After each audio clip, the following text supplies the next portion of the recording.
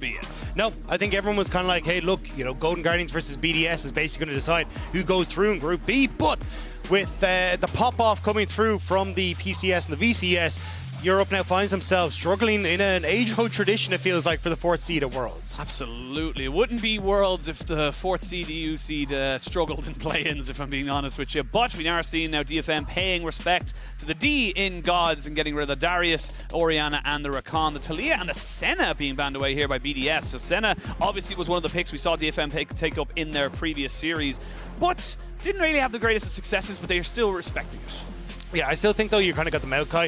It's going to be coming through Sejuani, more than likely going to be the response from Shale, because I think one of the big question marks I had was, well, Maokai, Sejuani were taken off, Vi, I think, was banned away, and suddenly we're going to Gragas for Shao. So I think it definitely is a case of, well, what champion pool does Shao have that he feels comfortable in? So we'll have to see what the plan is. Azaya, no-brainer coming into this.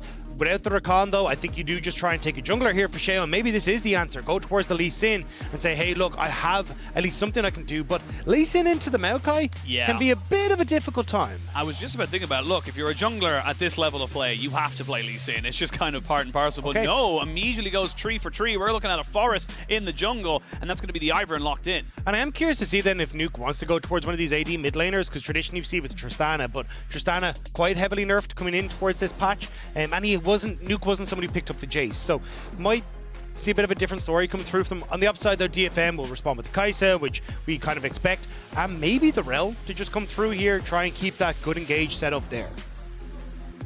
DFM thinking about going for the Kai'Sa for Yutapon. Of course, it just seems to be the handshake of the World Championship so far. The Xayah, the Kai'Sa kind of taken away. The Rakan does seem to be the bigger player in those particular bot lanes of power, but DFM now really want to try and take this one. I wouldn't mind seeing them lock in, I was going to say the Alistar or something to just kind of disengage kind of fully onto what would look like to be kind of a hyper carry Xayah. I will say, though, this opens up a really nice opportunity for a Braum, if you want to, for Labrov in that bot side.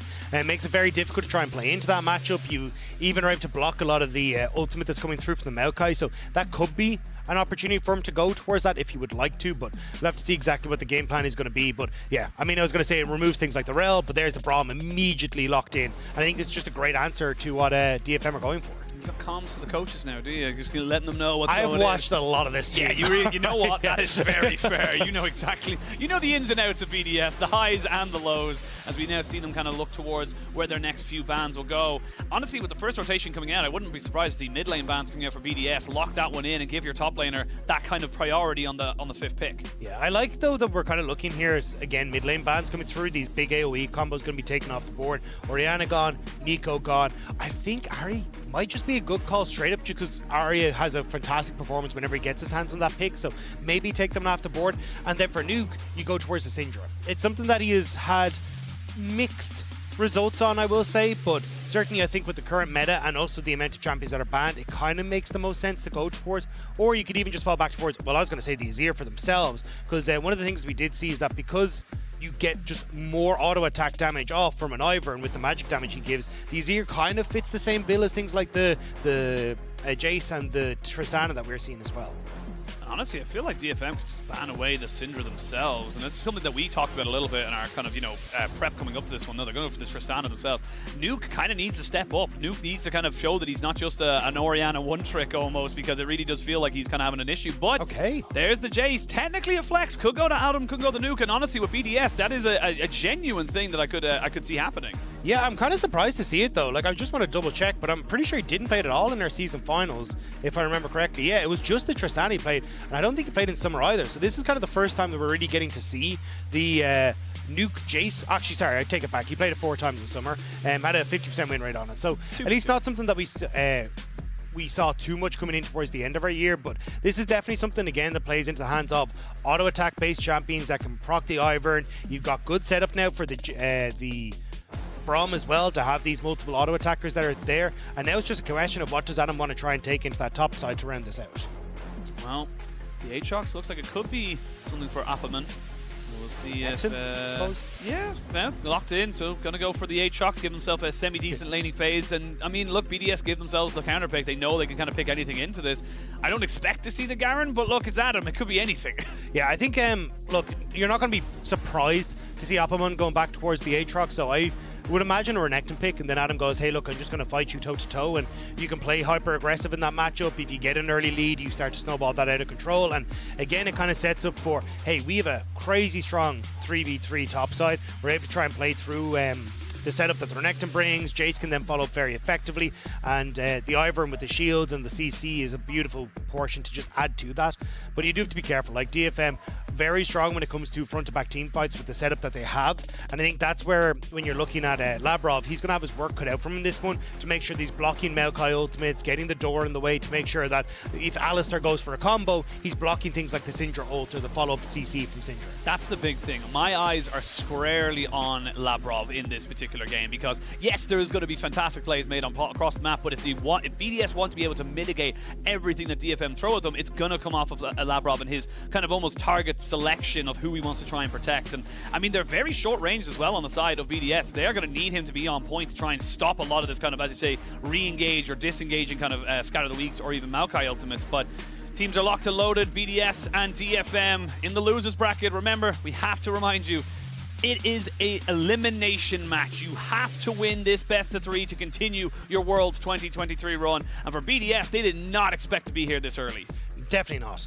Again, like, this was kind of supposed to be the LEC going, right, well, we got through with the LCS. Let's try and make sure that we're able to then kind of carry on and move in towards a higher spot. And I mean, the performance that we saw from BDS against Golden Guardians in the World Qualifying Series was not indicative at all about what we were seeing coming into Worlds. They looked shaky, they looked unconfident, they looked like they didn't really know how they wanted to approach the game. So for this one, I want to see BDS stepping forward, Sheo looking more confident, Nuke having a better performance, and overall just being confident in the plays that they're making.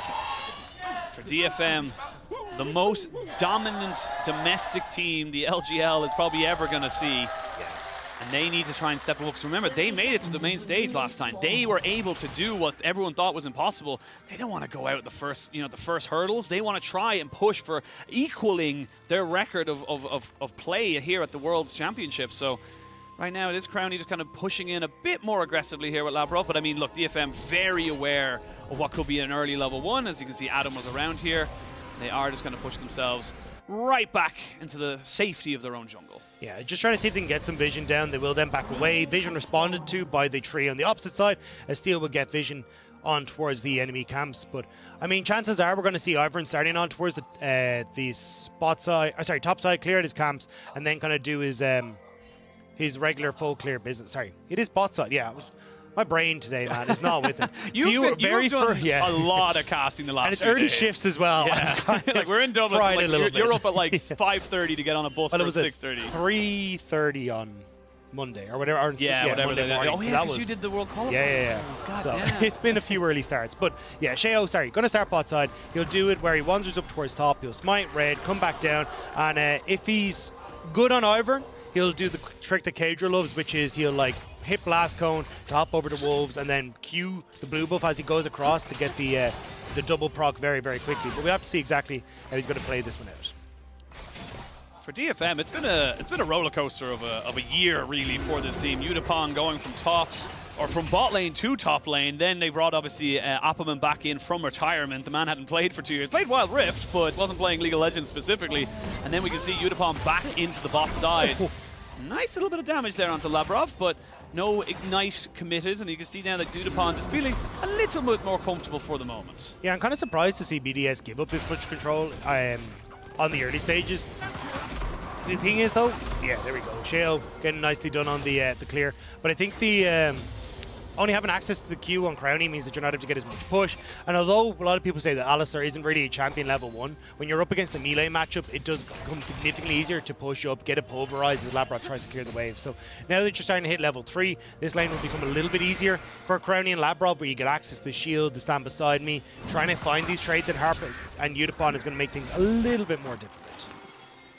Yeah, Ivern on a pretty decent clear. Should be able to get the full clear gun there, just above 3 minutes 5 seconds. I know there's a couple of people on Twitter who enjoy that, Molecule being one of them, who enjoy the really fast clear speeds. But I mean, it's just kind of the way it works. You're looking to see what they're able to do in those early stages, because again, a really fed Ivern is nice, but it's not exactly going to game change anything. Now, a huge amount of this is, again, going to be trying to set up both Nuke and I imagine Adam in these early stages as well, get him control in this matchup because it's incredibly snowbally. It's going to be a case of, well, if I get to Gore Drinker first, I just get to have a ton of control. And we've even saw where Aatrox starts to slip behind, they try and go for early Ninja Tabi. Oh, they're looking for an engage here. Flash in, pulverize down, but the flash away is a little bit too late. The twisted advance is good. Crowny finds himself on the backside of a First Blood. Sheo's got nothing to offer here because they've got no damage once the carry's dead. Yeah, I mean, really nicely done there. Harp gets the headbutt in to close the distance and flashing forward. Riot Steel is coming into lane, so even with the ward down, they're able to bypass it and DFM draw First Blood. Indeed. Tree versus tree, the vegetarians are turning on each other. And what happened in mid lane? Arya taking a much more favorable trade now. Adam looking to try and get a solo kill here. The Infernal Change does knock him back a bit, but Wave should push back into Appleman, who should be able to reset and get himself back into lane. Shale's here mid though. Arya spots him out. Just trying to make sure they can collapse this mid wave, so they're not able to get a freeze there for Arya. But as you say again, this has been a nice little start coming through for DFM, controlling mid, controlling bot. Adam is working very well on this top side though. And again, this is kind of what we got to see in the last series for BDS, where, I mean, Adam was honestly the only member that I really felt like was performing up to scratch coming through from the LEC. And again, he's doing well in the lane against Appleman as to be expected, but the rest of the team just aren't really there. You didn't even see Crowny shaking his head when he went down there. Yeah, I mean, that's the thing as well, is that you kind of come out of this and saying, look, it's a 5-man game. You know, it's a 5-man team. Yes, we have got 1v5 situations, but it's just so difficult. And now Sheo doing what Ivern does best and just being absolutely annoying, taking away all these camps as best he possibly can. We'll see Steel looking to see if he can maybe get this one himself. Smites it away, so shouldn't be falling too far behind in the grand scheme of things. But yeah, I mean, BDS, they got to be very careful this bot side now. You were without a flash or a ghost for Crowny, which means that we could see a repeat gank here for Steel. Yeah, I wouldn't be surprised to see Steel try to keep this pressure up. Will respond to the camps that was stolen on his top side, so not going to be the end of the road by Harp. Now, this is actually a great position for X-Flash. Going to come over the wall, immediately look to try and get on top of Labrov this time because they know they've got the CC and the damage. No Ignite just yet, but I mean, for the moment, the DFM bot lane's feeling an awful lot more confident in this matchup. Yeah, they didn't want to try and overextend there. That's a massive minion wave that you'd have to try and fight into, so Crowny more than likely would have been able to try and turn something back around, but still just getting that damage down means that Labrov has to get off the map and opens up a chance where Udapon can clear this wave and maybe even look at Harp. Like, he can start to try and link up with his jungler a little bit, but this is the play that we got initially. Like, so Harp uses Labrov to close the distance onto Crowny and set up then Steel to actually get into a position to come through with a flash over himself, and Sheo just unfortunately a little bit far behind because he'd gone for that reset and couldn't quite get into bot lane when he needed to. A little bit of pressure. CS lead isn't really that apparent though. It is kind of coming between the bot and top lane, excuse me, the mid and top lane. As you can see there, the Syndra having a much better time just kind of getting those lane or those minions down with those orbs, but right now definitely see a bit of a contester in this dragon. Yeah, I think the fact now that you've got control over bot side a little bit when it comes to the reset timers, like the assists going across means that there's not a massive lead there. As Nuke, hang on, just going to be able to back away, but I think it's going to give the push here where you can actually start to try and set up some deep vision. You can see Harp going in there at the moment to try and get some vision down, see if he can set them up. Steel as well has to just start to move in here, make sure that he's going to be able to support Harp in getting that vision. But a lot of this is a vision game to start looking for dragons and start looking for those early leads. So what they have to do, Steel is moving up now, he's going to be spotted on vision. We'll see that there's a jungler and a fair amount of people on top of him. No flash here on Steel just yet, he is being slowed down. Concussive blows not quite being proc just yet. Finally, he will go down. They will try and donate that one over to either the mid or the AD carry. Does go over to Nuke. Good collapse there from BDS, and while that's happening, top lane is just winning. Yeah, I mean, Adam is absolutely destroying Appleman, and it's kind of hard to not have it happen at this stage. Look, Appleman, he's coming back in after a 2-year hiatus and going up against, honestly, probably the best top laner in play-ins. Like, it is miserable to play up against Adam on these sorts of champions, and Adam more than happy to take the advantage. But the problem is for DFM, the advantage that they gain on the bot side are starting to slip away. We're not getting support and jungle linking up together to get that vision. So because of that, well, Harp kind of wandered in, got spotted. Steel ended up wandering in late, gets caught, across, and that opens up BDS to start what BDS do best, the Dragon Stomp. Yeah, they love their dragons. They really, really do. And Steel, very happy to let this one go for the moment. We do have Rift Herald spawned onto the Rift as well, so moving up towards this top side. Harp, not quite towards level 6 just yet. Actually, Labrov has been roaming quite a bit, so he's a fair bit behind in the L levels. You see now Appaman trying to take a bit of a trade here against Adam, and yeah, you're going to have to go the long way. That caster minion is dead, Appaman, and I'm very sorry about that. I'm looking at Shale though, in again behind enemy lines here. You got Labrov in the mid as well. Is it going to be some sort of flash over the wall to try and make a play? We'll have Daisy available too. Oh, Harp looking for level 6. You can see he really wants it. Labrov taking a huge chunk of damage. Does end up getting the Unbreakable up right there, but just taking Daisy and smashing her underneath the turret. And that is honestly the power of the Syndra. The Ivern does lose that kind of second man that he's able to kind of throw out and check things. Still though, I mean, yes, like you're losing an ultimate, which is pretty big, but I think that's where we're going to see if Shale can still have value with like the shields and this kind of stuff as they get in towards later, and like kind of allowing Nuke and others to be that big factor. Because Ivern does rely pretty heavily on Daisy. I think a lot of people kind of disrespect how much damage Daisy can do, even the CC she offers. But we'll have to see Shale without Daisy, what he can try and achieve here. It looks like very little, as DFM will be able to take the Rift out for themselves. Yeah, Harp's level 6, Steel's level 6. Having those two ultimates available is just too scary to walk up and deal with. So the mid lane priority does lead DFM towards a Rift Herald, and that is a nice little kind of pickup for them. Gold dead even. Neutrals pretty much 1-for-1. Dragon for BDS and Rift Herald for DFM, as now they're kind of getting a huge advantage. I mean, look at the difference between Adam and Appaman right now. It is Doran's Blades and then a Gore Drinker. That is literally the difference right now. As you can see, Steel, straight up, he just gets caught out and gets collapsed upon. But yeah, this is where they needed Steel and Harp to be syncing up together.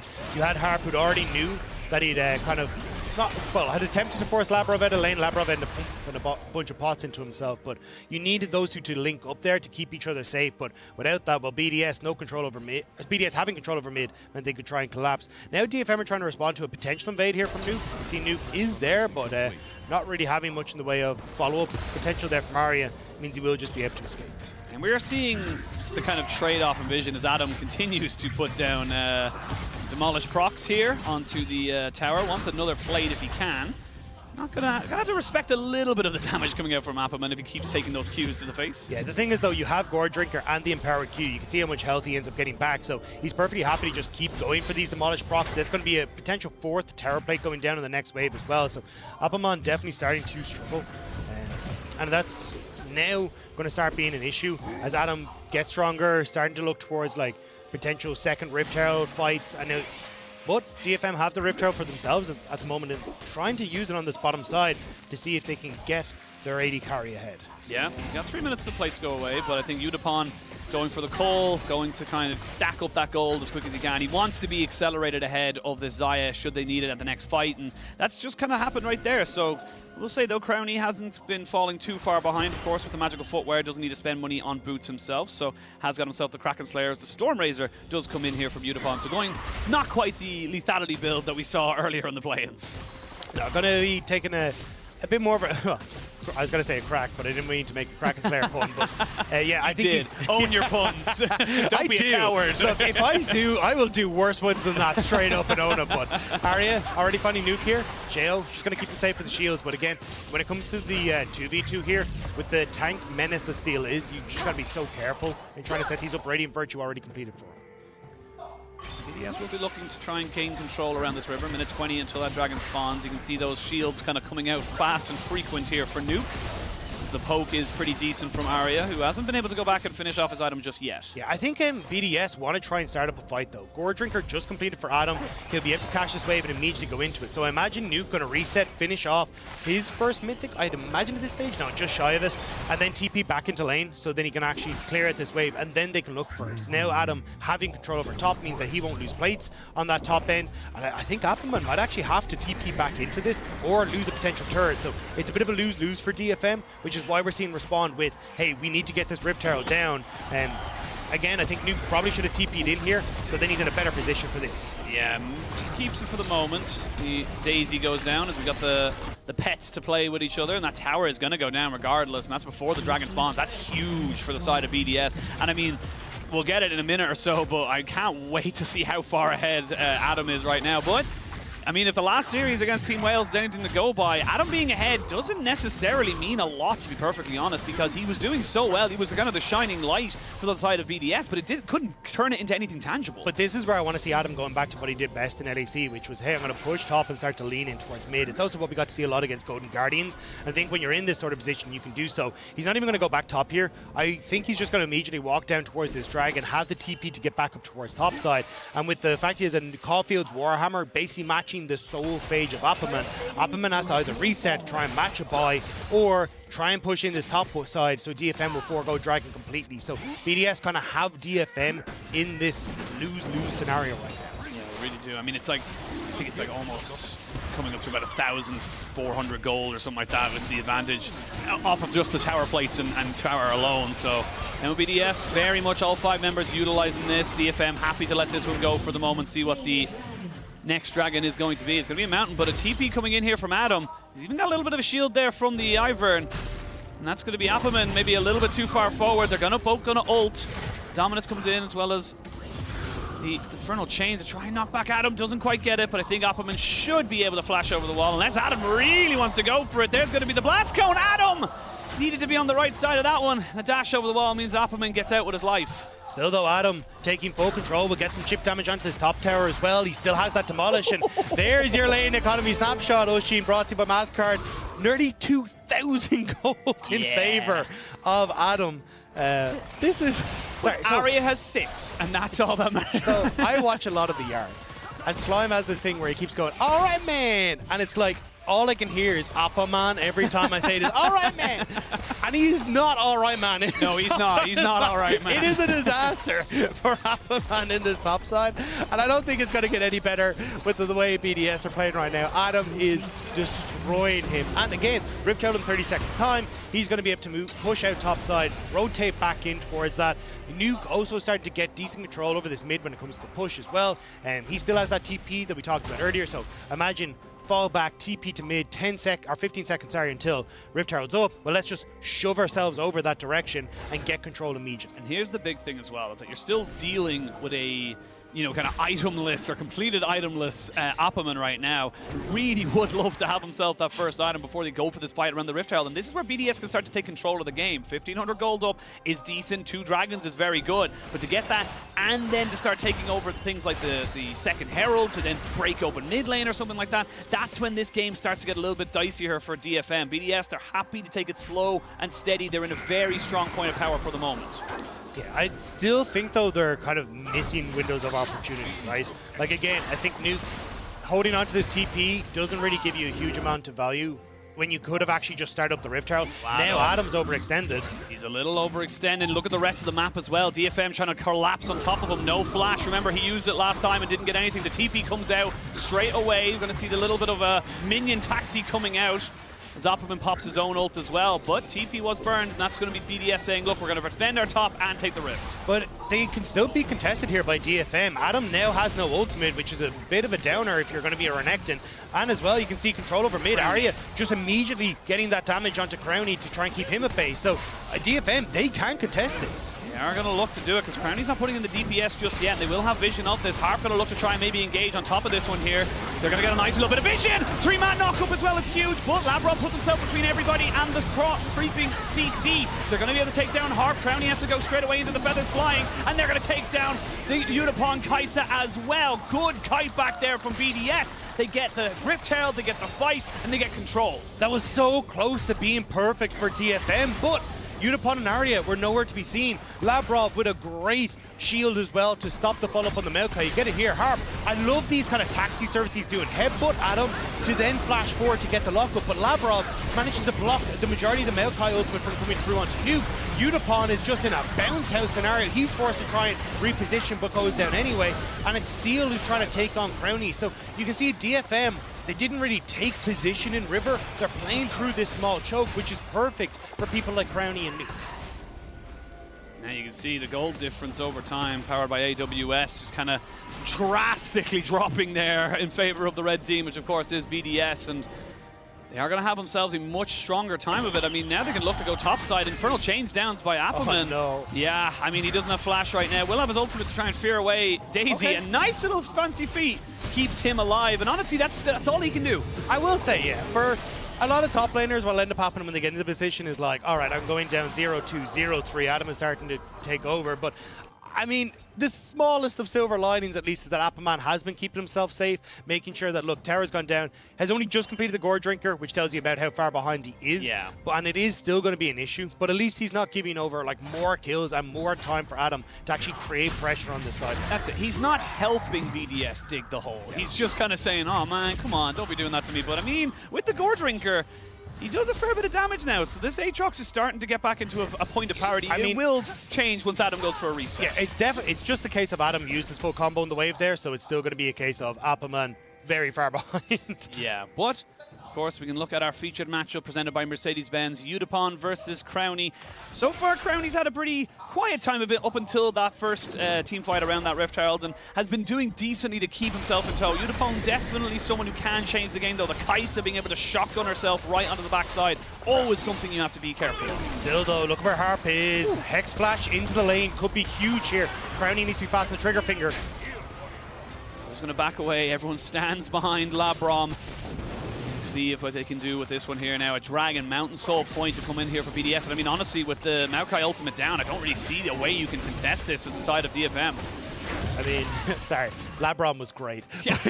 I think has no one done that? No, I don't think so. What? Yeah, but Dragon Medic is not stepping up. He's scribbling down. He's scribbling it down right now. Labrom, it's brilliant. But Dragon, as you say, going across the BDS, they'll still get control over Tower here.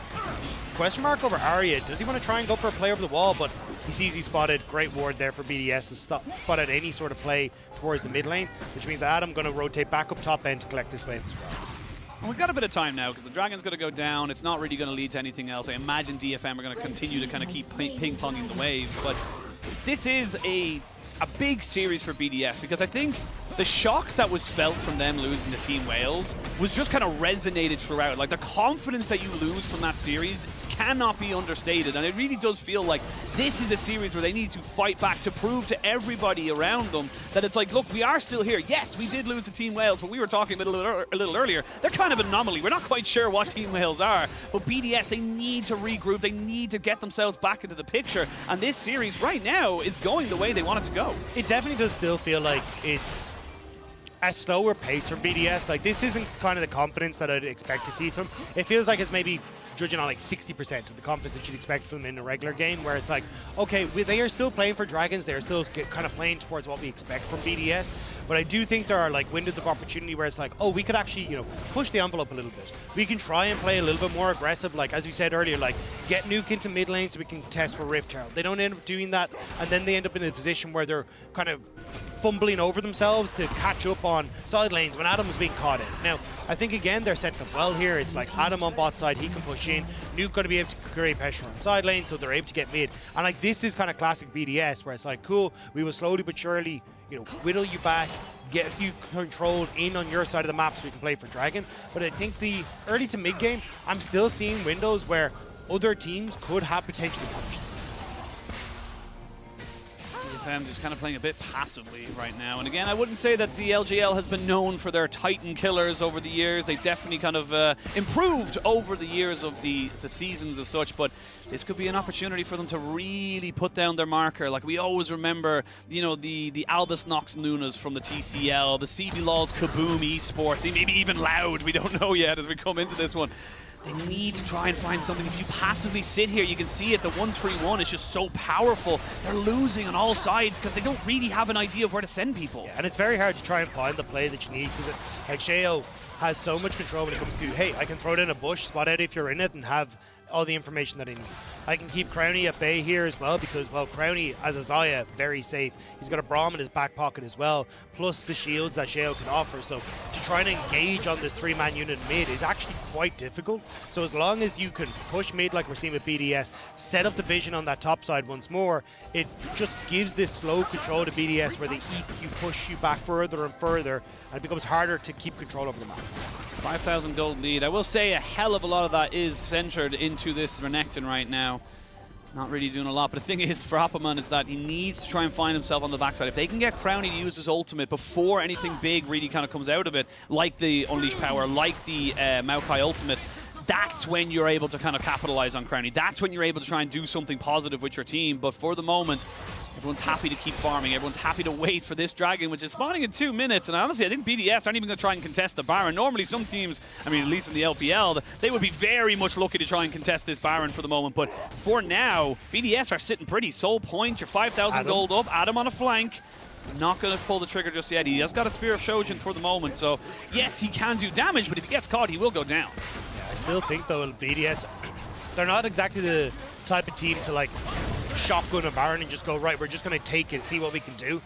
It's going to be more of a case of, like, as you're seeing, okay, top is now pushed in, bot is now, our mid is now pushed in, we got vision. Liar. They're not shotgunning it because basically if you actually look where their vision is, they know exactly what's up here, and this is going to be more of a case of, all right, we're going to force DFM to come into us, and then we'll try and turn off the back of this. The same as the last Rift Herald fight. There is the Maokai ultimate. Does land on a couple of people. The TP comes in. The Glacial Fisher to try and disengage from it. Crownie putting in serious work, and Death Steel going down. Now Nuke comes in from the flank to jump onto Unipon. Appleman just kind of trying to stand forward, and it's doing work on the front lines, but not quite enough to be able to take anyone down. They lose their jungler, they lose their top laner, and BDS, they're happy to go back onto the Baron. And again, BDS, they're just playing well around these little choke points. Unipon and Arya are trying to funnel themselves into River, but if you're doing that with, you know, Luke setting off to one side where he's got the Jace accelerating shock blast, or even he's able to come in over the side of the wall with the melee combo, that makes it very difficult. Crownie's getting a bunch of feathers that make it very difficult for you to operate coming into River, and this is what I was talking about, right?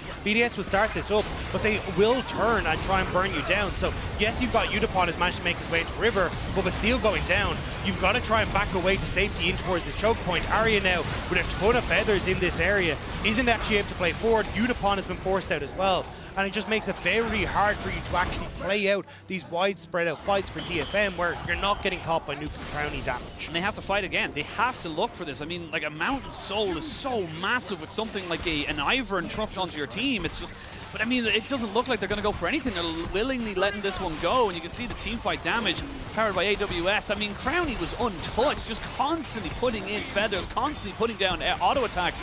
And I mean, he's huge right now, and even has the Mama Morty third just to make sure that no one can really touch him. And again, it was DFM getting off the bat first. They were the ones that got the kill, but as this game started to go on, they started to struggle. They couldn't really find the opportunities to link up. Steel gets caught. BDS find their opportunity to get the tempo back, get their first dragons, and then that's the game that BDS play. And now DFM feeling the worst for wear, but they need to find some moment to blow this game open. They need to find a pick, and they're looking at Adam. They're looking at Adam. They're going to try and CC him down. The Infernal Chains will bring him back.